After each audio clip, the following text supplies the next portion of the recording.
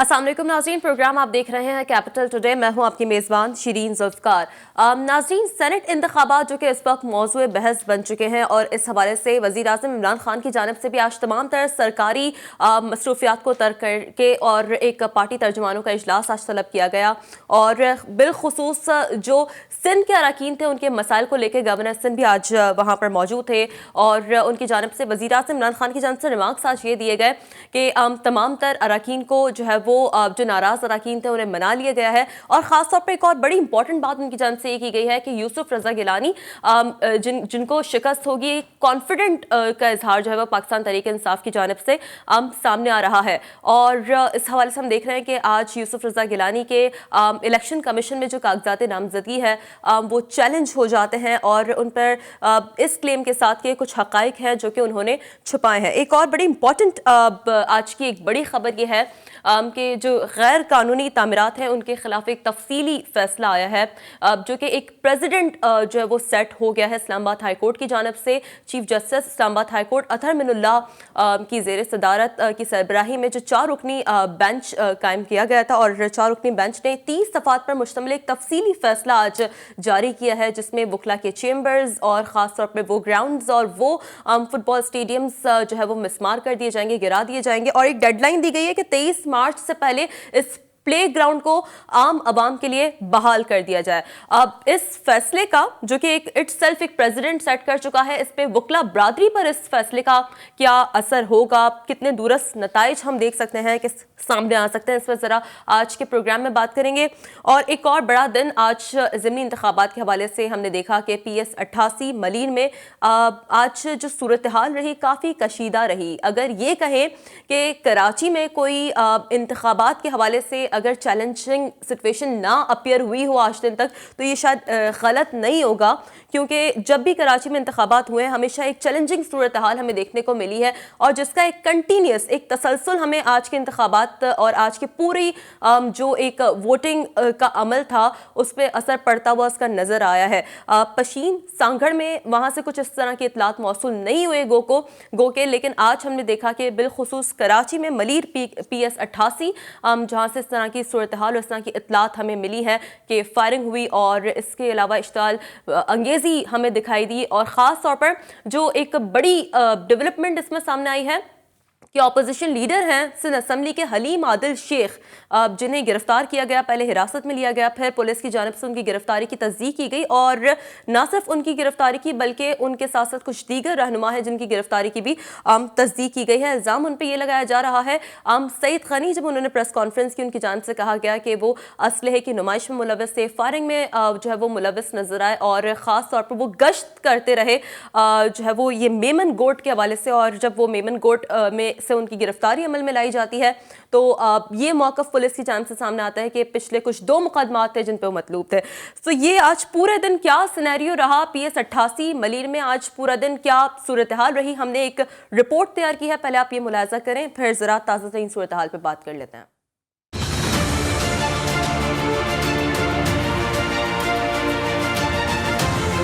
हल्का PS 88 polling का अमल शुरू हुआ सुबह 8 बजे और जारी रहा शाम 5 बजे तक। इस दौरान टीवी स्क्रीन दिखाती रही दंगा फसाद जो हो रहा था PTI और PPP के दरमियान। इलेक्शन कमीशन के ज़ाब्ते की हुई खुली खिलाफ वर्जियां। कराची मलीर के हल्का 88 में ज़िमनी इंतखाबात के दौरान 2 पार्टियों के कारकुनों में तसादुम हुआ, पुलिस ने लाठी चार्ज कर दिया। हल्के में असलहा बरदारों के साथ घूमने पर इलेक्शन कमीशन भी एक्शन में आया और पुलिस ने हलीम आदिल शेख को हिरासत में लेने के बाद हल्के से बाहर निकाल दिया। हमें पता चला है कि आज जिन्होंने बड़ी कोई घटिया प्लानिंग मुराद अली शाह ने वज़ीर आला हाउस में की है कि आज किसी भी जगह हालात पैदा करके अमन अमान की सूरत हाल पैदा करके पुलिस की मदद से इन पीपल्स पार्टी के क्रिमिनल गैंग आज कोई अटैक कर सकते हैं। उधर पाकिस्तान पीपल्स पार्टी के रहनुमाओं ने की प्रेस कॉन्फ्रेंस और कहा उसी तरह से पूरा जत्थे का जत्था ये PTI का हलीम आदिल शेख की क़यादत में गया, वहाँ उन्होंने हमारे लोगों से उलझे और फिर वहाँ फायरिंग की। ये बिल्कुल वाज़े हो रहा है कि जैसे कोई जंग का आलम उन्होंने वहाँ पैदा किया और कोशिश की कि उस पोलिंग स्टेशन पर पोलिंग को मुस्तकिल बंद करवाया जाए। कराची में PS 88 के ज़िमनी इलेक्शन की रुदात तो ये रही, लेकिन ये किसी भी तरह एक अच्छी रिवायत नहीं। अब देखना ये है कि इस हल्के पर हुक्मरानी का सहरा किसके सर बंधेगा और अवामी खिदमत के दावे कितने पूरे होंगे। तो पूरा दिन क्या हल्के में गहमा गहमी जारी रही, क्या सूरत हाल थी, आपने मुलाहिजा की इस पैकेज में। हमारे पैनल हमें ज्वाइन कर चुके हैं। शौकत बसरा रहनुमा पाकिस्तान तहरीक इंसाफ से हमें ज्वाइन कर रहे हैं। Thank you so much for joining us. Kunwar Dilshad साबिक सेक्रेटरी इलेक्शन कमीशन हमें ज्वाइन कर चुके हैं प्रोग्राम में। Thank you so much Kunwar Dilshad साहब। और खावर हुसैन जो कि हमारे नुमाइंदे हैं कराची से हमें ज्वाइन कर रहे हैं। मलीर PS 88 से पूरे दिन की सूरत हाल को इन्होंने विटनेस किया है, तो उनसे ज़रा ताज़ा तरीन सूरत हाल किसका पलड़ा भारी इस वक्त जान लेते हैं। खबर कहिएगा आप तक के गैर हतमी गैर सरकारी नताइज क्या बता रहे हैं, किसका पलड़ा ज्यादा भारी है? जी अब तक 108 में से 30 पोलिंग स्टेशंस के नताइज आ चुके हैं, जिनमें अब तक पाकिस्तान पीपल्स पार्टी के यूसुफ मुर्तज़ा बलोच ने 7,611 वोट हासिल किए हैं, जबकि उनके मद्दे मुकाबिल पाकिस्तान तहरीक इंसाफ के जो उम्मीदवार हैं जानशेर जुनेजो, उन्होंने अब तक 800 के करीब वोट हासिल किए हैं। जबकि तीसरे नंबर पर MQM के साजिद अहमद हैं, जिन्होंने तकरीबन 312 के करीब वोट हासिल किए हैं। अब तक के गैर हतमी और गैर सरकारी नताइज के मुताबिक पाकिस्तान पीपल्स पार्टी काफ़ी ज़्यादा लीड के साथ आगे दिखाई दे रही है, जबकि उनके जो दूसरे नंबर पर तहरीक इंसाफ है वो भी काफ़ी ज़्यादा गैप है वोटों की बात की जाए तो। अगर अभी नताइज का सिलसिला जारी है, तकरीबन 108 पोलिंग स्टेशंस हैं, जिनमें से अब तक 30 पोलिंग स्टेशंस के रिजल्ट जो हैं वो आ चुके हैं। अगर आज दिन भर पोलिंग स्टेशंस की बात की जाए तो सुबह 8 बजे जब पोलिंग का अमल शुरू हुआ तो उसके बाद हमने देखा कि पाकिस्तान तहरीक इंसाफ और पीपल्स पार्टी के कारकुनान के दरमियान काफ़ी कशीदगी दिखाई दी। ख़ास तौर पर जो इस हल्के के देही इलाके थे वहाँ पर काफ़ी ज़्यादा कशीदगी दिखाई दी। अच्छा, देही इलाकों में ज़्यादा कशीदगी नजर आई। खबर ये भी बता दें कि कुछ इतलात ये भी मौसूल हो रही थी कि तशहीरी मुहिम जो कि जारी रही वक्त के बाद भी, और इसके अलावा नौजवानों की जानिब से ये भी शिकवा सामने आया था कि हमारे वोट पहले ही कास्ट हो चुके हैं। इस तरह की कोई सूरत हाल आपने विटनेस की है पूरा दिन? जी हमारे सामने इस तरह का कोई जो है वो नहीं नज़र आया केस कि जहाँ पर कोई ऐसा शख्स आके कहे कि उनका वोट पहले से ही कास्ट कर दिया गया है, क्योंकि बड़ा शफाफ तरीके से ये पूरा अमल जो है वो जारी रहा। दिन भर पोलिंग स्टेशंस पर चूँकि पुलिस और रेंजर्स की भारी नफरी तैनात की गई थी, कानून नाफिज करने वाले इदारे थे, उसके अलावा रिटर्निंग ऑफिसर्स मुख्तलिफ पोलिंग स्टेशंस पर विज़िट करते रहे। फिर पोलिंग स्टेशंस के अंदर जो पोलिंग एजेंट्स बैठे हुए होते हैं, जो इस पूरे प्रोसेस को विटनेस कर रहे होते हैं, जो जिनका ताल्लुक तमाम उन सियासी जमातों से होता है जो इलेक्शन में हिस्सा ले रही हैं, तो ऐसा मुमकिन नहीं है कि इतने सारे लोगों की मौजूदगी में कोई इस तरह की का अमल जो है वो आ सके। लेकिन जो आज दिन भर जो झगड़े हुए, अगर उनकी बात की जाए तो तहरीक इंसाफ के कारकुनान काफिलों की सूरत में और मुख्तलिफ पोलिंग स्टेशंस पर नजर आए, असला लहराते हुए नजर आए, जिसकी शिकायत बाद में पाकिस्तान पीपल्स पार्टी की जानिब से रिटर्न में इलेक्शन और नतीजतन हलीम आदिल शेख को इस सिलसिले में गिरफ्तार कर लिया गया है। बहुत शुक्रिया खबर, आपने तमाम तर दिन की क्या सूरत हाल रही है इस वक्त हल्के में, उससे आपने अपडेट किया। हमें ज्वाइन किया कुंवर दिलशाद साहब ने, साबिक सेक्रेटरी इलेक्शन कमीशन है। कुंवर दिलशाद साहब, किस तरह देखते हैं आज आप पूरा दिन जो कशीदा सूरत हाल नजर आई है, खासतौर पर हलीम आदिल शेख की गिरफ्तारी पर अमल में लाई गई है, हुकूमती जमात है जिनके ऑपोजिशन लीडर सिंध असम्बली अगर इस तरह की किसी फेल में मुलव्वस पाए गए हैं, किस तरह से आप देखते हैं साबिक सेक्रेटरी इलेक्शन कमीशन के तौर पर सूरत हाल को? असूली तौर पर जो ज़िमनी इंतखाबात होते हैं, इसमें आम हालात में तो ज़्यादा जोश खरोश नहीं होता, लेकिन इस वक्त चूँकि सूरत हाल ये है कि अपोजिशन और हुकूमत के दरमियान जो है बहुत शदीद तनाव है, चपलिश है, और उनके अंदर जो है अपने ताल्लुकात भी बेहतर नहीं हैं। उसी लिहाज से ये तमाम ज़िमनी इंतखाबात में एक जोश खरोश पैदा हो गया। लेकिन कराची की सबसे बड़ी प्रॉब्लम ये है, हमारे दोस्त बैठे हुए हैं शौकत बसरा साहब, वो भी बेहतर जानते हैं सारे मामलात को, कि वहाँ PTI की जो एक मुनज़्ज़म तरीका होता है, दफातर होते हैं, सेक्रेटरीट होते हैं या कार्रवाई होती है, वो देखने में नहीं आई है। वो जो PTI के जो मेंबरान हैं, सूबाई असम्बली हैं, कौमी असम्बली हैं, उनके आप अपने मफादात हैं, लेकिन अब ग्राउंड रियलिटी ये है कि उन्होंने ज़मीनी हक़ाइक़ के मुताबिक कोई ऐसा कोई दफ्तर नहीं काम किया, कोई आवाम से कोई रब्ता काम नहीं किया। तो एक शख्स है जो बड़े मुतहर्रिक हैं, जिनको आज जेल भेज दिया गया, वो अलीम आदिल शेख साहब जो हैं, वो बड़े मुतहर्रिक भी हैं, बड़े काम करने वाले भी हैं, लेकिन बहरहाल उनकी अपनी सोच है और वहाँ कोई लड़ाई झगड़ा हो गया, असले की नुमाइश हो गई, जिस पर इलेक्शन कमीशन पाकिस्तान ने ज़ाब्ता के खिलाफ के ऊपर उनके खिलाफ नोटिस जारी कर दिया। लेकिन सिवाय अलीम आदिल शेख के वहाँ हमें कोई नज़र नहीं आ रहा PTI का कराची में जो कोई काम करने वाले हों। तो इस लिहाज से यहाँ तक इतना जो फ़र्क आ गया है 8000 का और तकरीबन 700-800 का, तो नज़र तो यही आ रहा है कि पाकिस्तान पीपल पार्टी पार्लियामेंटेरियन का जो मेंबर है उसी के चांसेस नज़र आ रहे हैं इंतखाब में। लेकिन बहरहाल कुछ ज़िमनी इंतखाबात हैं और इसमें तमाम रिज़ल्ट जो सामने आया, इसका फ़ायदा जो है वो पाकिस्तान पीपल्स पार्टी को ही पहुँचेगा और तहरीक इंसाफ को अपनी जमात की मुनज़्ज़म करने पे असर नो जो है कोई नज़रसानी करनी पड़ेगी, ताकि आइंदा इंतखाबात में और लोकल गवर्नमेंट के इंतखाबात में भी वो ज़्यादा से ज़्यादा नशीसें हासिल कर सकें। बिल्कुल। शौकत बस्सा साहब भी हमारे साथ मौजूद हैं, उन्हें भी शामिल गुफ्तगू कर लेते हैं। शौकत बस्सा साहब, आज अमल जो देखने में आया, हलीम आदिल शेख जो कि अपोजिशन लीडर है सिंध असम्बली के, आप समझते हैं कि ये रवैया एक हुकूमती जमात का नुमाइंदा अफोर्ड कर सकता है?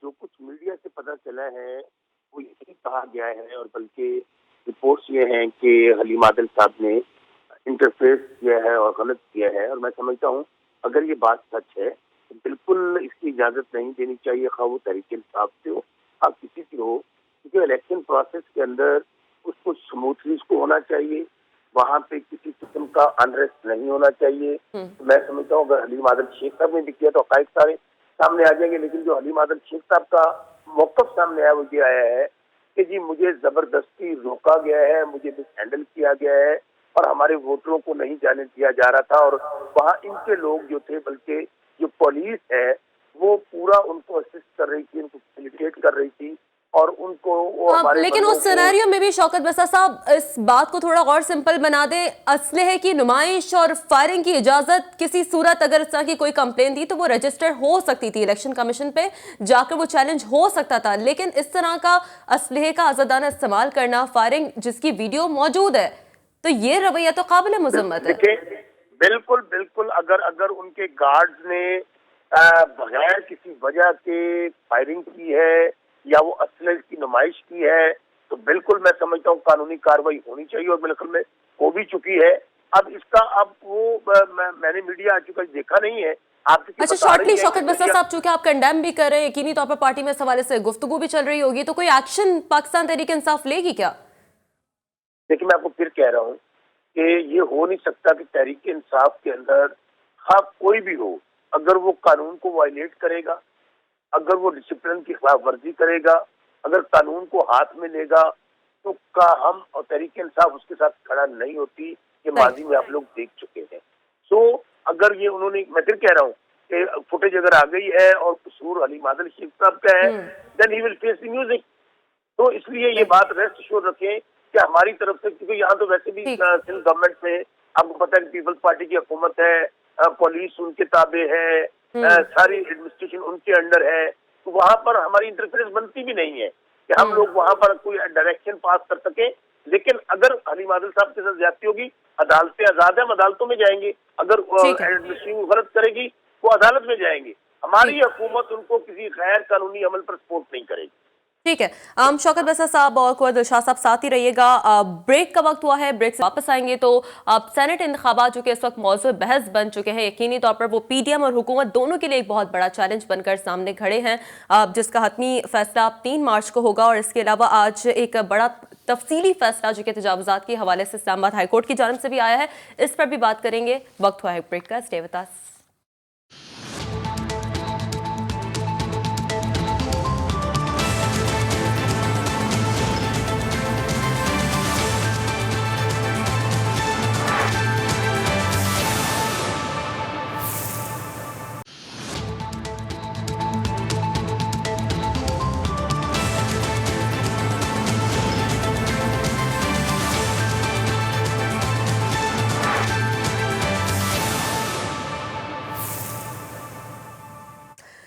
वेलकम बैक नाज़रीन। तो सेनेट इंतखाबात के हवाले से इस्लामाबाद की वाहिद जनरल नशस्त जिस पर इस वक्त सबकी आंखें जमी हुई है और जो कि यकीनी तौर पर पीडीएम और हुकूमत के लिए एक इम्तहान बन चुकी है, जहां से यूसुफ रजा गिलानी और हफीज शेख मदे मुकाबिल हैं। लेकिन आज सूरत हाल कुछ ये देखने में आई है कि यूसुफ रजा गिलानी के कागजात नामजदगी चैलेंज किए गए हैं।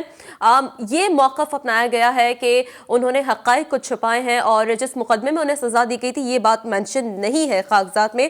कामरान मुर्तज़ा साहब हैं, माहिर कानून हमें ज्वाइन कर चुके हैं। बहुत शुक्रिया कामरान मुर्तज़ा साहब। कामरान मुर्तज़ा साहब फरमाइएगा, आपके शिक में क्या इस हवाले से कोई वजाहत मौजूद है क्या? देखिए, कोई भी मुतासिर फरीक या जो अपने आप को एग्रीव समझता है वो तो अपील फाइल कर सकता है। ज्यादा ग्रीवेंस उनका वोट ट्रांसफर के खिलाफ है और वोट ट्रांसफर उस वक्त तक हो सकते हैं जब तक शेड्यूल ना आया हो। अगर उससे पहले दरखास्त आ गई है तो मेरा ख्याल है कि वो ट्रांसफर ठीक है। ये इसमें इंटेंशन देखी जाती है और अगर कोई भी शख्स जो है ना वो अपना जो वो ट्रांसफर करना चाहे या अपनी रहाइश जो है वो तब्दील, रेजिडेंस जो है ना वो तब्दील करना चाहे तो जो दस्तूर है वो उसको इस बात की इजाजत देता है और उसी की इजाजत के परसूस में जो है ना वो उन्होंने ठीक है, ये चेंजेस की जा सकती है। ठीक है, कामरान मुर्तज़ा साहब साथ ही मौजूद रहेगा। कुंवर दिलशाद साहब भी साथ मौजूद हैं। कुंवर दिलशाद साहब, इलेक्शन कमीशन की जानिब से इस हवाले से क्या वजाहत है? क्या ये जो फैक्टर्स होते हैं वो डिस्क्वालिफिकेशन की तरफ लीड करते हैं? देखें जी, असूली तौर पर अगर सैयद यूसुफ रज़ा गिलानी साहब का वोट जो है उन्होंने तब्दील करवाया है, लाहौर से वो इस्लामाबाद में शिफ्ट हो गए हैं, तो चीफ इलेक्शन कमिश्नर की इजाज़त के साथ ही उनका वोट ट्रांसफ़र हुआ है। उस लिहाज से तो इसको कहीं भी चैलेंज नहीं किया जा सकता और ये उसका हक़ है। शेड्यूल जारी होने से बाद भी जो है उसका वोट ट्रांसफ़र हो सकता है। ये भी सवाबदीद इख्तियारात हैं चीफ इलेक्शन कमिश्नर के पास कि कोई एमरजेंसी हो जाए। ज़ाहिर है कि सैयद यूसुफ रज़ा गिलानी ने कौमी असम्बली में अपना एक सेनेट का इंतखाब में हिस्सा लेना था, उसका वोट वहाँ ट्रांसफ़र हो गया। लेकिन इतराज़ करना तो हर शहरी का फ़र्ज़ है। जो उनके मुखालफिन हैं, अपोनेंट है, वो बारीकियों को भी देखते हैं, चेक करते हैं। ये एक अच्छी रवायत है ये, ताकि जो अपने काम आइंदा जो इंतखाब में हिस्सा लेने वाले शख्स कोई भी हो उन्हें यह एहसास हो कि उनकी कोई ना कोई निगरानी की जा रही है, कोई चेक किया जा रहा है, चेक एंड बैलेंस हो रहा है। तो ये तो एक अच्छी शुरुआत है कि जब भी किसी ने एतराज़ात किया है, अगर एतराज़ात वैलिड हैं तो फिर मुमकिन है कि उनके कागजात नामजदगी मुस्तरद की जा सकते हैं। लेकिन अगर मुस्तरद हो जाते हैं तो उसके बाद आला कोर्ट्स जो है, सुप्रीम कोर्ट में अपील दायर करने की भी उनके पास बाकायदा एक रास्ता है। तो अगर किसी वजह से उनके पेपर रिजेक्ट हो भी जाते हैं रिटर्निंग ऑफिसर की सतह पर, तो फिर इसके उनका फ़ैसला इस्लामाबाद हाई कोर्ट या फिर सुप्रीम कोर्ट ऑफ पाकिस्तान में भी वो अपील दायर कर सकते हैं। ठीक है। अच्छा, कामरान मुर्तज़ा साहब चूँकि हमारे साथ मौजूद है, उनकी मौजूदगी का फ़ायदा उठाते हुए आज हलीम आदिल शेख की जब गिरफ्तारी भी अमल में लाई गई, उनकी ज़मानत के हवाले से भी थोड़ा सा बात कर लेते हैं। कामरान मुर्तज़ा साहब, 3 मुकदमात अब कुल मिलाकर हो गए हैं उन पर जो दर्ज किए गए हैं और सिंध असम्बली में अपोजिशन लीडर हैं वो, उनकी ज़मानत अब कितनी आसान या कितनी मुश्किल हम समझ सकते हैं कानूनी जितनी भी लेजिस्लेशन प्रोसेस है उसकी मुनासबत से? नहीं है, मगर इसमें अब देखना पड़ेगा कि जो एलिगेशन है वो बेलेबल ऑफेंसेस का एलिगेशन है या नॉन बेलेबल का। ये तो पहली बात हो जाएगी। फिर उसमें अगर कोई उनको कोई स्पेसिफिक रोल दिया गया है या नहीं दिया गया, दूसरी बात हो जाएगी। बात ये होगी कि इन्वेस्टिगेशन के लिए उनकी रिक्वायरमेंट है या नहीं है इन्वेस्टिगेटिंग एजेंसी को। और चौथी बात, वो जो पोजिशन है ये उनके बेनिफिट में, ये क्योंकि वो भागेंगे, वो कहीं पे नहीं जाएंगे, वो यहीं पे रहेंगे, ये उनके बेनिफिट में जाता है। तो अब देखना ये है कि किस ऑफेंस एलेज क्या किया गया है। अगर कोई बलवा फसाद, लड़ाई झगड़ा, तो इसमें कोई इतनी बड़ी बात नहीं है, मगर कोई ये देखना पड़ेगा कि किसी को कोई सीवियर किस्म की कोई इंजरी काज तो नहीं हुई या उनको कोई स्पेसिफिक रोल तो नहीं दिया गया। अगर स्पेसिफिक रोल हो तो फिर बाज़ औक़ात जो है ना वो मसला जो है वो टेढ़ा हो जाता है। ठीक है। कुंवर दिलशाद साहब, डेफिनेटली वोटों की खरीद व फरोख के हवाले से वज़ीर आज़म भी इससे पहले बयानात अपने काफ़ी दे चुके हैं और सदाती रेफरेंस जिसकी आज फिर समाअत हुई सुप्रीम कोर्ट में, तो बहुत इंपॉर्टेंट रिमार्क्स आज सुप्रीम कोर्ट की जानिब से सामने आए हैं और उनकी जानिब से ख़ास तौर पर इलेक्शन कमीशन की जो कार्रवाई रही है, कारकर्दगी रही है, उस पर रिमार्क्स बड़े स्ट्रिक्ट आज देखने में आए हैं। क्या कहिएगा? उनकी जानिब से कहा गया कि ये जो खरीद व फरोख्त ये रोकना इलेक्शन कमीशन का काम है। दरअसल इलेक्शन कमीशन पाकिस्तान हो या कोई भी इदारा हो, उनके पास कोई ऐसा मैकेनिज़्म सिस्टम नहीं है कि अगर वो अपने हॉर्स ट्रेडिंग करते हैं, और हॉर्स ट्रेडिंग ज़ाहिर है वो अपने खुफिया तरीके से करते हैं, ड्राइंग रूम में करते हैं, या 2015 में तो ये भी देखने में आया था कि दुबई में तमाम फैसले हुए। तो ये तमाम जो पैसा का लेन देन है, ये उसका अजाला करना बहुत मुश्किल तरीन मरहला है। इस पर कानून साजी कर लें, कुछ भी कर लें, जिसने ये जो अपना ज़मीर फरोख्त करना है, अपना वोट बेचना है, तो वो तो उसने हर सूरत में कोई ना कोई रास्ता निकालना है। लेकिन इसमें सबसे बड़ी बात हमारी सियासी जमातों के पार्लिमानी बोर्ड पर भी ये फ़र्ज़ ऐद होता है कि वो ऐसे शख्स को अपना टिकट दें, सेनेट का हो या कौमी असम्बली का हो या सूबाई असम्बली का, जो एक सही मुस्तहिक कारकुन हो। अगर आप अपने दोस्तों को या जो बहुत ज़्यादा कंट्रीब्यूशन देने वाले शख्सियात को, सरमायाकारों को, इन्वेस्टर्स को अगर आप टिकट देंगे, तो फिर एक गरीब MP MNA जो है वो भी समझेगा कि भाई जब मेरे पार्टी के चेयरमैन ने ऐसे शख्स को टिकट दिया है जो अरबपति है, तो मुझे भी अपने इलेक्शन के अखराजात पूरे करने के लिए कोई ना कोई रास्ता इख्तियार करना चाहिए। तो यहाँ ये पार्लिमानी बोर्ड का काम है ना, ऐसा शख्स जो जराइम पेशा भी है, इसके बाद उसके खिलाफ मुकदमे भी चल रहे हैं, नैब में भी चल रहे हैं, इस्लामाबाद हाई कोर्ट में भी चल रहे हैं, इलेक्शन कमीशन में भी चल रहे हैं, इसके बावजूद भी अगर आप उसको टिकट देंगे और वो अरबपति है, तो फिर ज़ाहिर है कि लोगों ने उसको लेन देन तो करना है। तो ये जब तक हमारी पार्लिमानी बोर्ड सही महीनों में एक ऐसे शख्स को अपना टिकट दें या अवार्ड दें जिसकी अच्छी शोहरत हो, यूनियन कौंसिल की सतह से लेकर डिवीज़न और सूबाई सतह तक, आप अगर किसी रिश्तेदारों को, अजीज़ों को और पार्टी के फंड देने वालों को अगर आप टिकट देंगे, तो यही नतीजा सामने आएगा। जितनी मर्जी आप कानून साजी कर लें, ठीक है कि honourable chief justice of Pakistan भी बड़े कंसर्न हैं, और चीफ इलेक्शन कमिश्नर ने भी बार बार कहा है कि अभी सदारती आर्डिनेंस के लिए ज़रूरी है कि पहले आप आइन में तरमीम करें। तो जब आइन में तरमीम करेंगे तो फिर हम आगे लेके बात को चलेंगे। लेकिन करप्ट प्रैक्टिस के लिए इलेक्शन एक्ट 2017 का जो सेक्शन 167 जो है वो बड़ा इम्पॉर्टेंट है, 168 बड़ा इम्पॉर्टेंट है।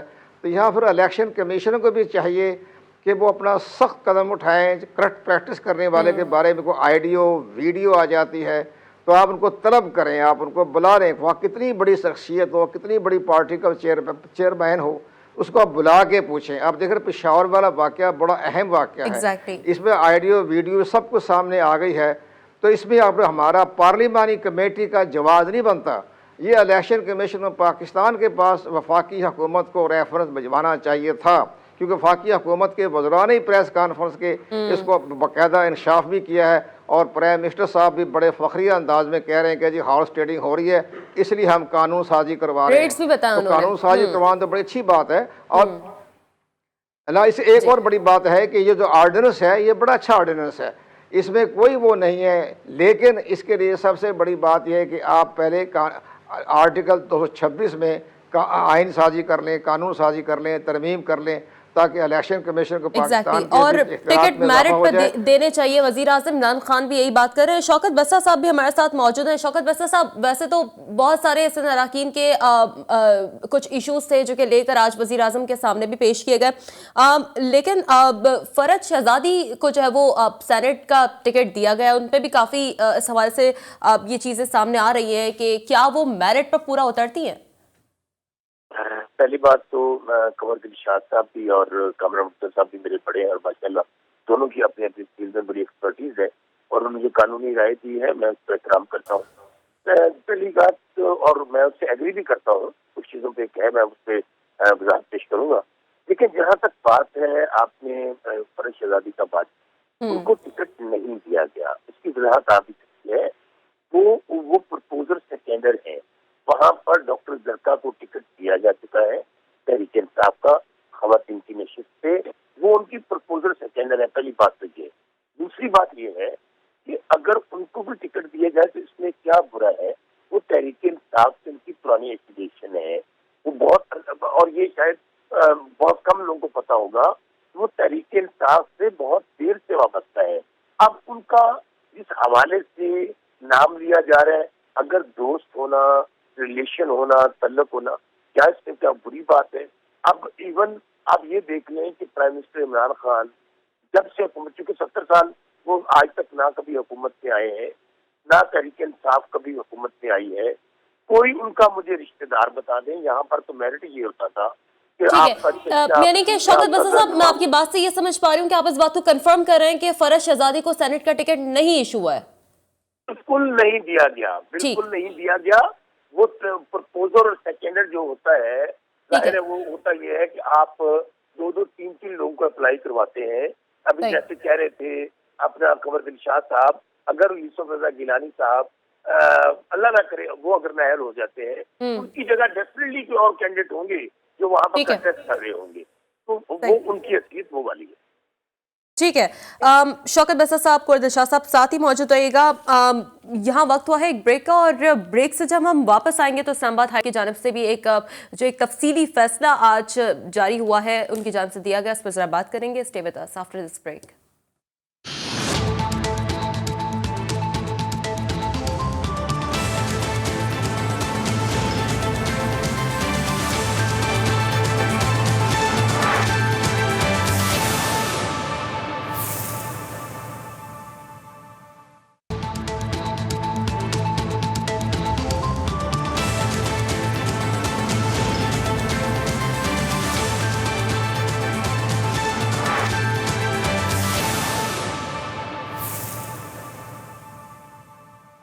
वेलकम बैक नाज़रीन। तो इस्लामाबाद हाईकोर्ट की जानिब से काफ़ी सिग्निफिकेंट आज जो ऑर्डर रिलीज हुआ है, कामरान मुर्तज़ा साहब हमारे साथ मौजूद है, माहिर कानून है, उनसे सवाल से बात कर लेते हैं। कामरान मुर्तज़ा साहब, आप समझते हैं एक प्रेसिडेंट आज सेट हो गया है और वकला बरादरी पर इसका क्या असर पड़ेगा? देखिए, दोनों इस मामले को जो है ना, इसको ठीक करने की जरूरत है। हमने पहले दिन हमारे पास पे ये गलत हुआ है, मगर अब इस मामले को ठीक करने की जरूरत है, और जब ठीक करने की जरूरत होती है तो फिर उसमें इस तरह से जो है मामला खराब हो जाते हैं। बेहतर ये है कि दोनों फरीक मोहतात हों, क्योंकि देखिए ये एक पिलर है, जुडिशरी जो है एक पिलर है, और पिलर उस पिलर में जो है ना उसका एक बड़ा हिस्सा जो है वो वकील खुद भी हैं, और वकील नाजली जो है ना वो अपने अदारे को जो है इस तरह से खराब नहीं करते, और जब खराब नहीं करते या उसकी स्ट्रेंथ ही वकील है, तो इस बात को जुडिशरी को भी जहन में रखना चाहिए। तो जो कुछ उस दिन हुआ था उसको कोई सपोर्ट नहीं कर रहा, हम सपोर्ट नहीं कर रहे। लेकिन कामरान मुर्तज़ा साहब, इस तरह के फैसले इससे पहले कभी आए नहीं। आप समझते हैं कि अदलिया का जो वक़ार है वो एक बार फिर बहाल हुआ है?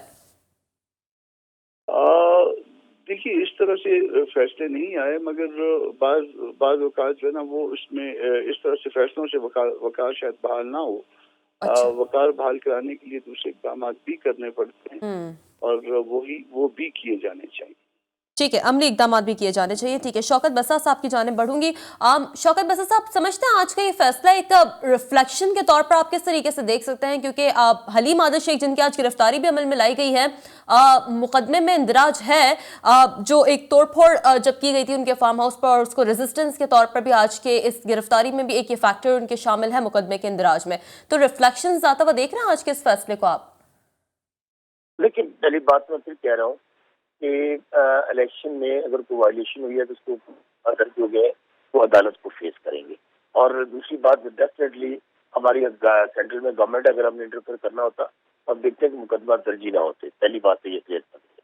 दूसरी बात, देखिए जो ज़िमनी इलेक्शन होता है ना, इसमें 99% जो सिटिंग गवर्नमेंट होती है वो इलेक्शन जीतती है।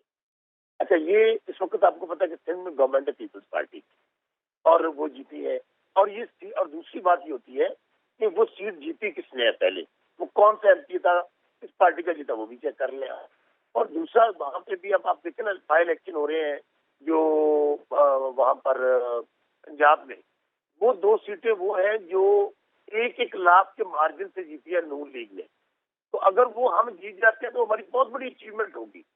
कता कलामी की माजरत चाहूंगी शौकत बसर साहब, लेकिन मेरा जो अभी आपसे सवाल है वो इस्लामाबाद हाईकोर्ट की जानिब से जो फैसला सामने आया है, आपके जो वकला के वो फुटबॉल ग्राउंड से गिराने का जो गैर कानूनी तजावुज़ात के हवाले से सामने आया है, तो डेफिनेटली इंक्रोचमेंट के सिलसिले में ये जो इकदाम हम देख रहे हैं, खासतौर पर सिंध में और पंजाब में भी इस हवाले से बीच में खबरें आ रही थी कि इस तरह की चीज़ें जो सामने आ रही हैं, तो ये जो रिफ्लेक्शंस हैं आज के सिग्निफिकेंट ऑर्डर के बाद, आप देख रहे हैं कितनी असरअंदाज हो सकती है पूरी सोसाइटी पर? देखिए, मैं समझता हूँ कि ये जो डिसीजन, सख्त डिसीजन होते हैं वो इफेक्ट तो जरूर करते हैं। अगर आप पॉपुलर डिसीजन लें, आप माजी में यही हुआ ना पाकिस्तान के साथ कि हमेशा हुकूमतों ने अपॉर्चुनिस्टिक मामला किए, वहाँ हुकूमतों ने उन लोगों को सपोर्ट किया जहाँ पे कब्जा माफिया भी था, जहाँ पे उनके अपने इंटरेस्ट थे, जहाँ पे पाकिस्तान को नुकसान हुआ। ऐसी चीजें आपको फारदी टाइम को नुकसान देती हैं। और प्राइम मिनिस्टर इमरान खान ने तो हमेशा ये कहा है कि वो अपनी बारी लेने के लिए नहीं आए, वो कि अपना यहाँ पर पैसे बनाने के लिए नहीं आए, वो माफिया को सपोर्ट करने के लिए नहीं आए, वो ऐसे लोगों को सपोर्ट करने के लिए जिनका मकसद सियासत में आना, पैसा बनाना हो, उनको बैक करना, ये तो है ही नहीं है। ये हमने मुश्किल फैसले लेने पड़ेंगे और इन दी लॉन्ग रन में पाकिस्तान ठीक होगा। डेफिनेटली ये फैसले आपको सियासत में पे करते हैं।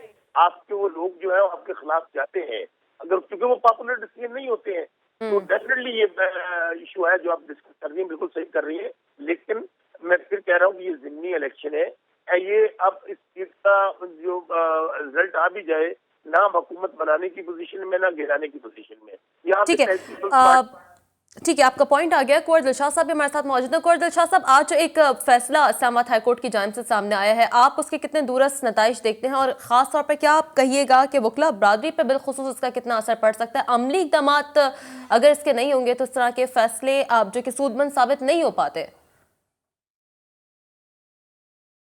देखिए जी, इस्लामाबाद हाई कोर्ट के चीफ जस्टिस अतर मिल्ला साहब ने बड़ा एक सही फैसला किया है।